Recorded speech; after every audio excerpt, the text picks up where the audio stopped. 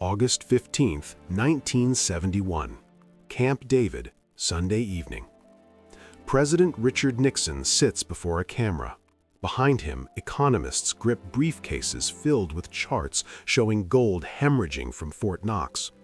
In just 3 years, America's gold reserves have fallen by a third. The vaults are emptying. Nixon speaks 9 words that will reshape the global economy. I have directed the Secretary of the Treasury to take the action necessary to defend the dollar. What he doesn't say is he's about to sever the dollar's last tie to gold. 56 years of monetary architecture gone in a weekend. No vote, no treaty, just a unilateral decree that will flood the world with paper money backed by nothing but faith. This is the story of that choice, and the trade-off humanity still lives with.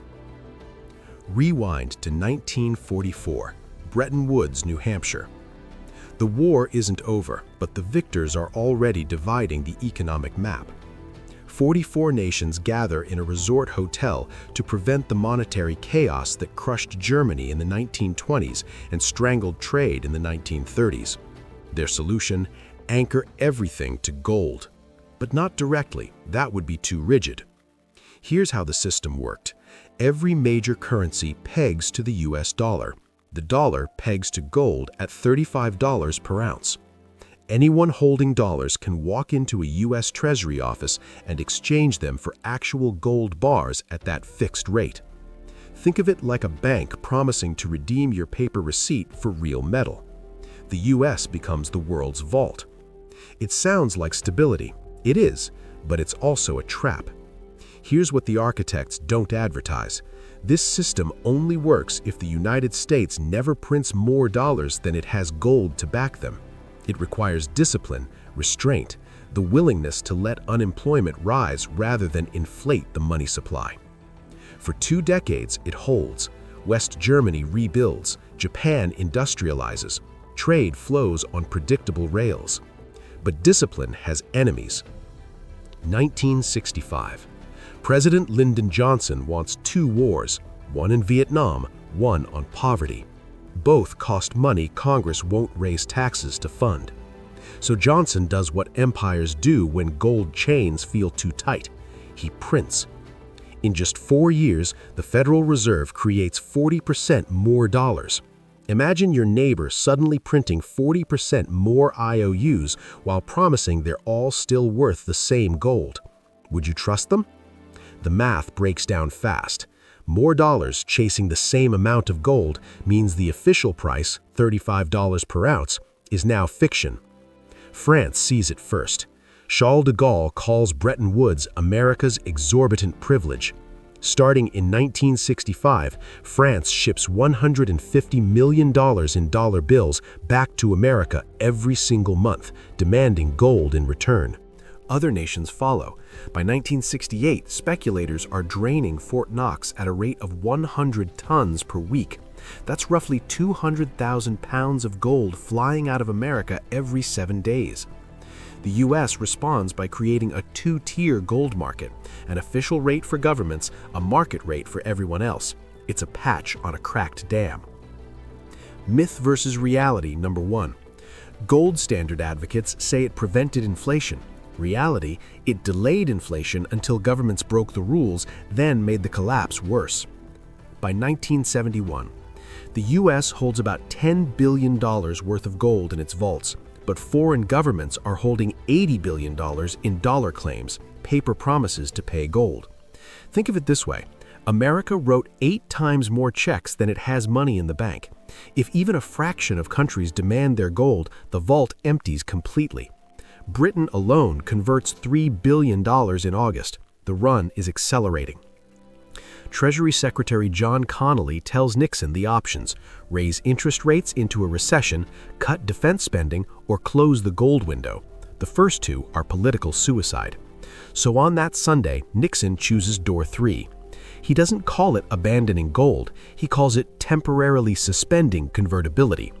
More than 50 years later, the suspension still hasn't lifted. Here's the trap. Once you untie money from a fixed anchor, discipline becomes optional. and optional discipline rarely survives election cycles. What happens when money becomes pure promise? Exhibit A, the 1970s. With gold gone, the Federal Reserve faces no hard limit. Inflation climbs to 13.5% by 1980. Here's what that means in real terms. A dollar in 1971 buys only 29 cents worth of goods by 1981. Your savings lose more than 2/3 of their value in a single decade. Paul Volcker, the new Fed chairman, does what the gold standard would have forced automatically. He crushes the money supply. Interest rates hit 20%, meaning a mortgage costs you 1/5 of the loan amount every year just in interest. Unemployment tops 10%, but inflation breaks. The lesson: fiat money can work, but only with a central banker willing to cause pain. Gold did that job automatically. Human discretion requires rare political will. Exhibit B, Zimbabwe, 2008. Now let's talk about what happens when restraint vanishes completely.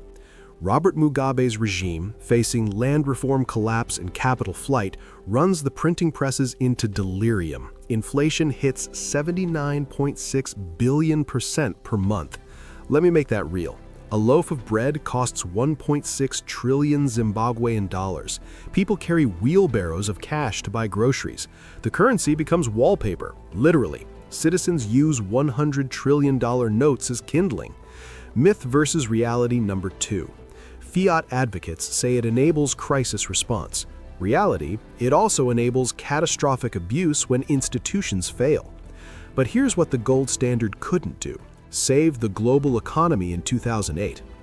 September 2008, Lehman Brothers collapses, credit markets freeze, banks stop trusting each other overnight. Under a gold standard, the Federal Reserve's hands would be tied. It could lend reserves, but it couldn't expand the money supply beyond its gold holdings. Deflation would spiral, banks would fail, depression would lock in.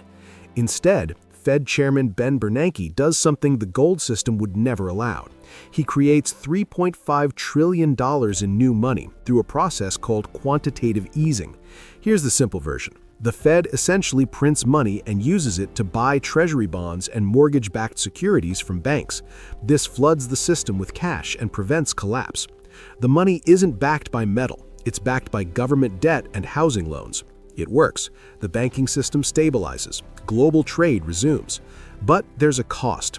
Wealth inequality explodes. Asset prices, stocks, real estate, inflate much faster than wages. The top 10% own the investments that benefited from cheap money. The bottom 50% own debt that became more burdensome in real terms. Myth versus reality number 3. The gold standard was honest money. Reality, it was deflationary bias disguised as morality, crushing debtors to protect creditors. So what's the actual choice we're making? Let me break down what each system really means for ordinary people. Gold standard means automatic discipline, limited inflation, but also frequent recessions, rigid labor markets, and deflation risk. It favors people who already have money.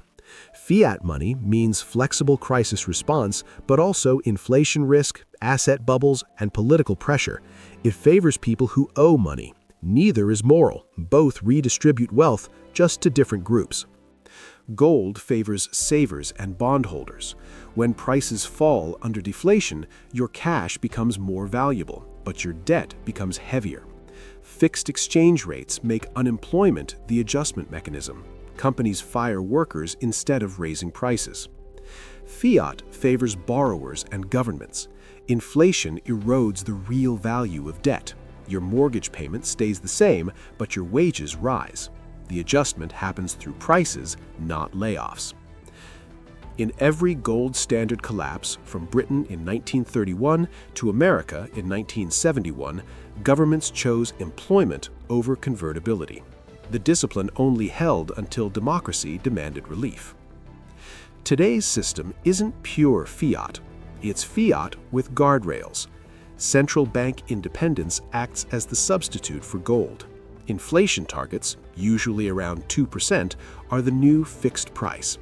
Government debt limits are the modern equivalent of the gold window. But here's what hasn't changed: the temptation. In 2020, facing COVID lockdowns, the Federal Reserve creates $4 trillion in just 8 months. That's more money than existed in the entire U.S. economy in 1980. Congress adds another $5 trillion in deficit spending. No gold constraint stops it, only political will, and that crumbles under crisis. Inflation returns, 9.1% by 2022, the fastest surge in 4 decades. The Federal Reserve responds exactly as Volcker did in 1980. Interest rates rise from essentially 0 to 5.5%. Recession warnings multiply. Housing prices tumble. Fiat discipline, it turns out, requires causing pain, just like gold did. The difference, under fiat, the pain is a choice. Under gold, it was automatic. And choices are always subject to revision. Every monetary system serves someone. The classical gold standard of 1870 to 1914 favored British bankers and American industrialists who owned the gold mines. When Midwest farmers demanded silver coinage to inflate crop prices and ease debt burdens, financial elites called it irresponsible. The Bretton Woods system favored American geopolitical power. The U.S. could run deficits others couldn't, financing Cold War commitments while lecturing allies about fiscal discipline. Modern fiat favors whoever controls central banks and treasury departments. In democracies, that means shifting political coalitions.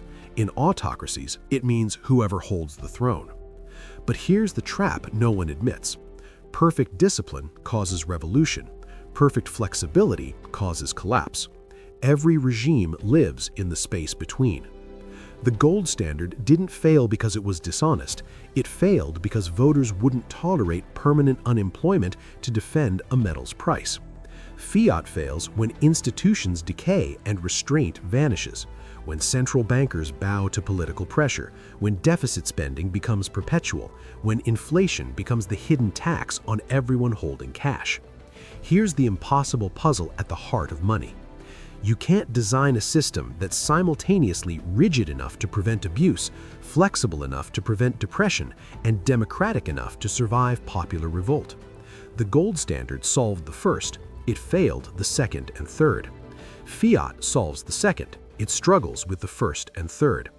Cryptocurrency advocates claim to solve all three through algorithmic rules, but code doesn't vote. And when people demand relief, they change the code or abandon it for something that bends. The real lesson: every monetary system is political. Gold wasn't neutral, it was creditor rule disguised as natural law. Fiat isn't theft, it's debtor relief disguised as crisis management. Both transfer wealth. The question is always from whom, to whom, and by what story. What happened when Nixon closed the gold window wasn't a heist. It was an admission. No system of money can survive if it values metal more than it values the people using it. The trade-off isn't gold versus fiat, it's discipline we can't control versus discretion we can't trust. And that choice, like all choices about power, never stays solved. It just changes shape with each crisis, each election, each generation that inherits the debt and asks who decided this was necessary. The final line: money is never about the thing itself, it's always about who has the authority to decide what the thing means.